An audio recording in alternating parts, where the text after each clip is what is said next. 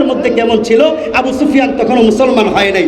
আবু সুফিয়ান বলে, মা রাআইতু মিনান নাসি আহাদা ইউহিব্বু আহাদা কা হুব্বি আসহাবি মুহাম্মাদিন সাল্লাল্লাহু আলাইহি ওয়াসাল্লাম মুহাম্মাদা। দুনিয়ার যত রাজা বাদশাদেরকে আমি দেখেছি, তারপর যারা ভালোবাসে এর চেয়ে বেশি সাহাবীদেরকে দেখেছি মুহাম্মদুর রাসূলুল্লাহকে ভালোবাসে। সাহাবীরা চতুর্দিক দিয়া বসে থাকতো। আবু হুরায়রা রাদিয়াল্লাহু তাআলা আনহু থেকে হাদিস বর্ণিত, বলেন রাআইতুন নবিয়্য সাল্লাল্লাহু আলাইহি ওয়াসাল্লাম ওয়াল হাল্লাকু ইয়াহলিকুহু, নবীকে দেখলাম মসজিদের বাহিরে বসা, একজন নাবিদ রাসূলুল্লাহ চুল কাটতেছে।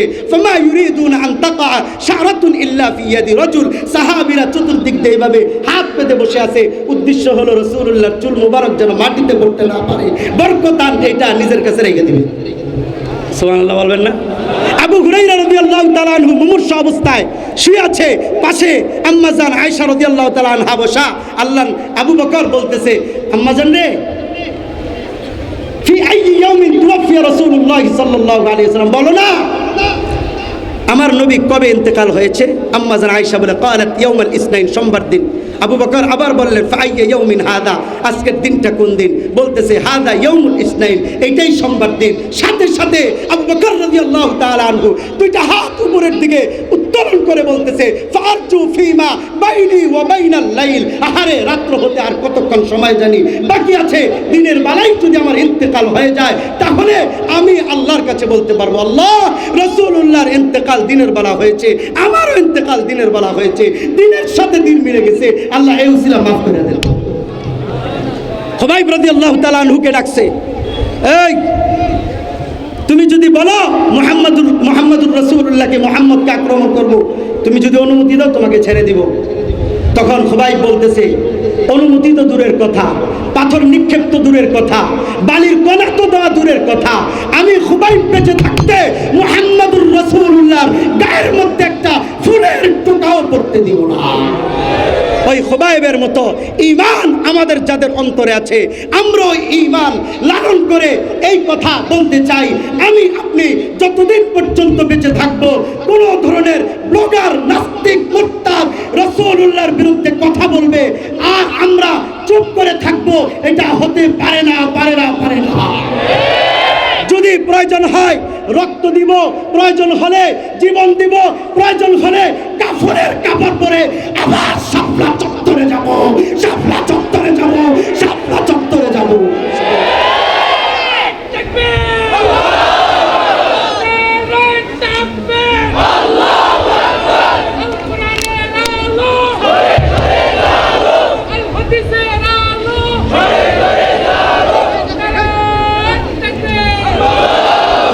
নবীর ভালোবাসা শুধু 12 রবিউল আউয়ালে মিষ্টি খাওয়ার নাম নয়, নবীর ভালোবাসা খালি অন্তরে অন্তরে এটা নয়, নবীর ভালোবাসা প্রকাশ করার জন্য খাতমে নবুয়ত বাংলাদেশের হাজারো আলেমের মুরব্বী আল্লামা আব্দুল হামিদ মধুপুরী পীর সাহেব হুজুর সকল আলেমদেরকে ডাক দিয়েছেন, ছাত্র জনতাকে, সাধারণ মানুষদেরকে ডাক দিয়েছেন।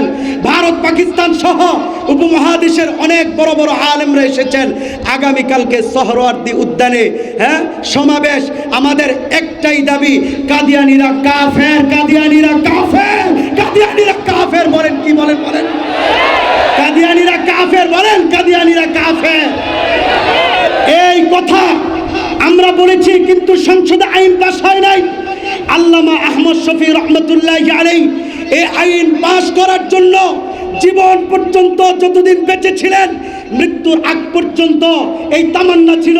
দেখে যেতে পারেন নাই জুনায়েদ বাবুনগরী, দেখে যেতে পারেন নাই কুমিল্লার আশরাফ আলী রহমতুল্লাহি আলাইহি, দেখে যেতে পারেন নাই।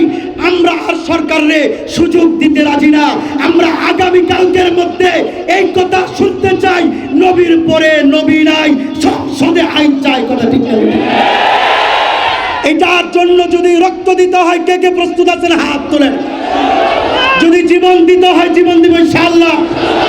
যদি কাফনের কাপড় পরে নামতে হয়, নামবো ইনশাআল্লাহ। পারবেন তো ইনশাআল্লাহ? মনে থাকবে তো ইনশাআল্লাহ? রাসূলের ভালোবাসা অন্তরে রাখবো তো ইনশাআল্লাহ? শুধু তাই নয়, পরিশেষে সর্বশেষ আখের কালাম একটা কথা আমি এটা বলে দিতে চাই, আগামীকালকে এই দাবি বাস্তবায়নের জন্য এই দাবি আদায়ের জন্য আমাদের যদি জীবন দিতে হয়, কে কে জীবন দিতে প্রস্তুত আছেন? হাত তুলে আল্লাহকে দেখায় দেন। নারে তাকবীর। আল্লাহ আমাদেরকে কবুল করুন, বলেন আমিন। বলেন আমার সাথে, কাদিয়ানীরা কাফের, কাফের, কাফের। কাদিয়ানীরা কাফের। নবীর পরে নবী নাই। একটা বলেন না, একজনে বলেন, এটা কি আমার দায়িত্ব নাকি? বলেন একজনে।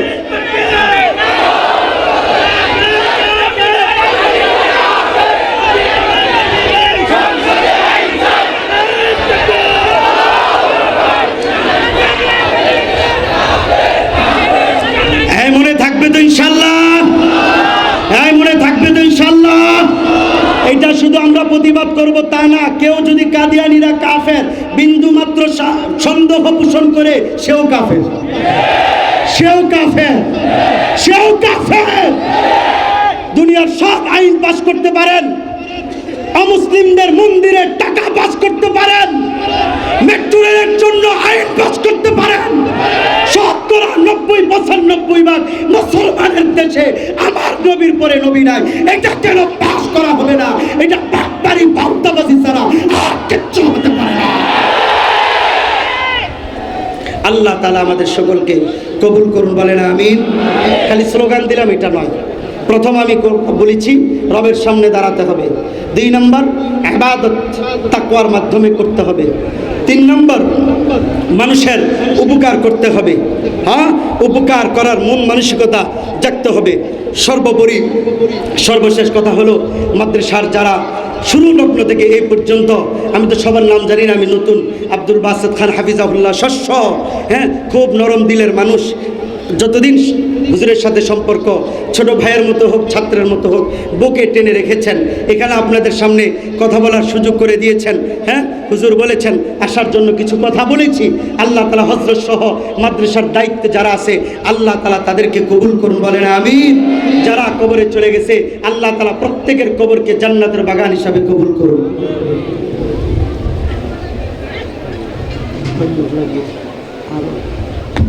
আচ্ছা, আরো বলো 5-10 মিনিট, কোনো কথা নেই, বলবো ইনশাআল্লাহ। আমি বলবো না, আল্লাহ যদি বলাই বলুন। আল্লাহ আমাদেরকে কবুল করুন, বলেন আমিন। তো যেই কথা আমি বলছিলাম, প্রকৃত উপকার যে করে সে হলো প্রকৃত মানুষ।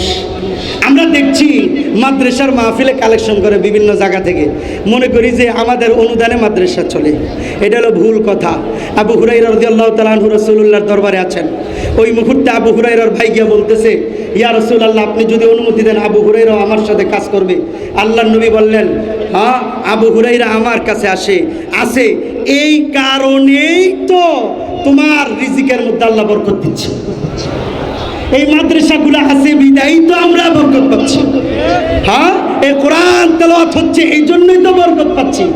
হ্যাঁ, যেই জায়গা কোরআন তেলাওয়াত হয়, যেই জায়গা হাদিসের দর্স হয়, সাল্লাল্লাহু আলাইহি ওয়াসাল্লাম, কানা রাসূলুল্লাহ সাল্লাল্লাহু আলাইহি ওয়াসাল্লামের হাদিসের দর্স যেই জায়গা হয়, হাজার হাজার লক্ষ কোটি রহমত বরকত এই জায়গায় শুধু বর্ষিত হয় না। এই রহমত বরকতগুলা যাইতে যাইতে যাইতে যাইতে যাইতে যাইতে চতুর্দিক দিয়া ছড়ায় পড়ে। এই জন্য তাফসীর ইবনে কাসীরের মধ্যে আসছে, যেই এলাকার মধ্যে মাদ্রাসা থাকে, ওই মাদ্রাসার ছাত্রদের কোরআনের তেলাওয়াতের বরকতে পুরা এলাকাবাসীর কবরের আযাব আল্লাহ মাফ করে দেয়। আল্লামা হাফেজ শামসুদ্দিন আয-যাহাবী রাহমাতুল্লাহি আলাইহি, ওনার কিতাব মারিফাতুল কুরআনিল কিবার আলা তাবাকাত ওয়াল আথার, উনি কিতাবের মধ্যে লেখেন, নাফি ইবনে আব্দুর রহমান একজন আলেম তাবিঈ। তো ওনার কথা বলতেছেন যে উনি সব সময়, ওনার আদত ছিল কোরআন তেলাওয়াত করতেন, কোরআন পড়তেন। তো কোরআন পড়তে পড়তে সব সময় ঘুমায় যায়। আমরা এনে দেখা যায় ঘুমের আগে আমরা কি করি, গান বাজনা শুনি, টিভি দেখি, রিমোট দিয়া গান বাজনা দেখা, এরপরে ঘুমাই। কিন্তু আল্লাহর বান্দা না, আল্লাহর বান্দা যখনই ঘুমাইতেন কোরআন তেলাওয়াত করতেন। আউযু বিল্লাহি মিনাশ শাইতানির রাজীম, বিসমিল্লাহির রহমানির রহিম। ইয়া আইয়ুহাল্লাযীনা আমানুত্তাকুল্লাহ ওয়া কুলু কওলান সাদীদা يصلح لكم أعمالكم ويغفر لكم ذنوبكم ومن يطع يطع الله ورسوله فقد فاز فوزا عظيما হ্যাঁ সব সময় কোরআন তেলাওয়াত করতেন। তো কোরআন তেলাওয়াত করতে করতে করতে করতে ঘুমাই যান। তো একদিনের ঘটনা, উনি স্বপ্ন দেখে রাসূলুল্লাহ আপনি বয়ান শেষ হবে তারপরে জ্ঞান শেষ হবে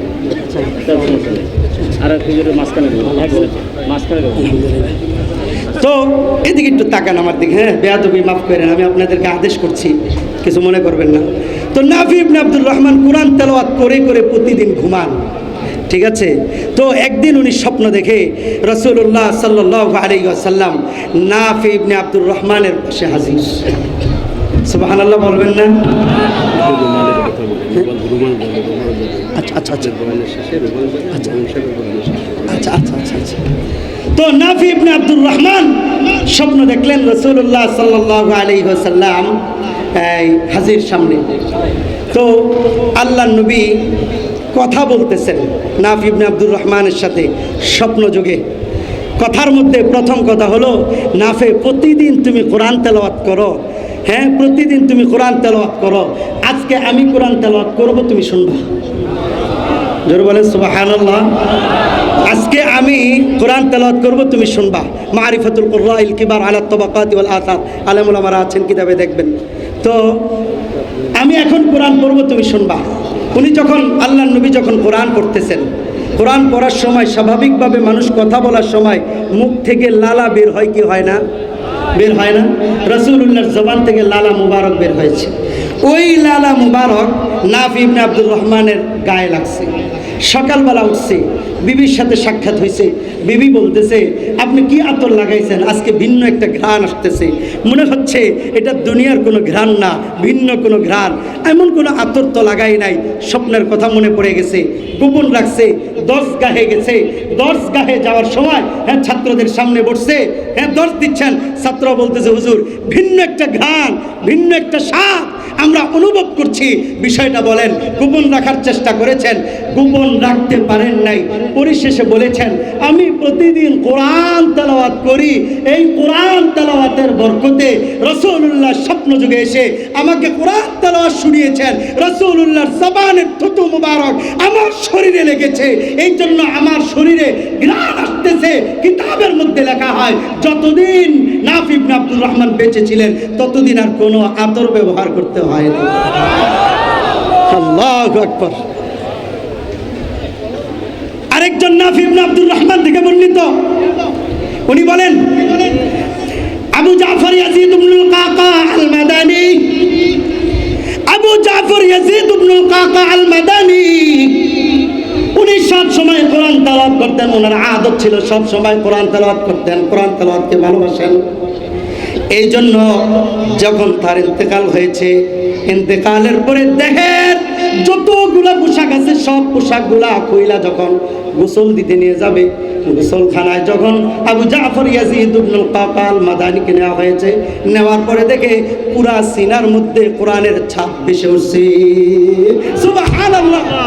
যত মুফতি সাহেব ছিলেন সকলকে ডাকছেন, হ্যাঁ আসল বাস্তবতা কি একটু যদি বলতেন, এটা কেন কোরআনের ছাপ ভেসে উঠছে, কারণটা কি? সকলের একমত, হ্যাঁ হাদা নূরুম মিন নূরি তিলাওয়াতিল কোরআন, এটা অন্য কোনো নূর নয়, অন্য কোনো আলো নয়, এটা হলো কোরআন তেলাওয়াতের নূর। সুবহানাল্লাহ। এই জন্য এই নূরগুলো এখানে আসে। ছাত্ররা কোরআন তেলাওয়াত করে, হাফেজরা কোরআন তেলাওয়াত করে, হাজার হাজার শত শত ইয়াতীম এখানে বসবাস করে, পড়ালেখা করে। আজকের এই কওমি মাদ্রাসা অনেকের বিদ্বেষের কারণ, অনেকের চুলকানির কারণ। অনেকে বলে ব্যাঙের ছাতার মতো কওমি মাদ্রাসা উঠেছে, হ্যাঁ কওমি মাদ্রাসা গড়ে উঠেছে। ওই বেয়াকুবের দল, ওই বেয়াদবের দল এমন কওমি মাদ্রাসা যদি